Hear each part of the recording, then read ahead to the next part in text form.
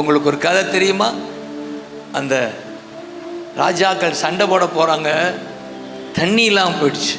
2 ராஜாக்கள் 3ஆம் அதிகாரம் அல்ல, தண்ணி இல்லாமல் போச்சு. அப்போ எலிசாவிடம் வர்றாங்க, யோ தண்ணி இல்லையா, எங்கும் வறண்டு போச்சியா அப்படின்னு சொல்லும்போது தான் அவருக்குள்ள ஆவியானவர் இறங்கி அவர் சொல்கிறாரு, வாய்க்காலை வெட்டுங்க தண்ணி வரும். எப்படி? வாய்க்காலை வெட்டுங்க, என்ன வரும்? தண்ணி வரும். தண்ணி வரும். அது முதல்ல வாய்க்காலை வெட்டுறாங்க, இந்த பள்ளத்தாக்கு குழி வெட்டுறாங்க, கிணறு போல. தண்ணி வந்துச்சா? பாண்டு எனக்கு வெளிப்படுத்தாரு. வாய் சொல்லுங்க, வாய் கை வைங்க. வாய் கால்.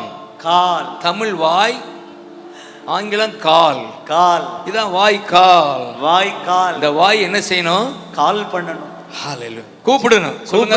சொல்லணும். வாய் திறந்து சொல்லணும். வாய்க்கால வெட்டுவீங்களா? கைதட்டணும்.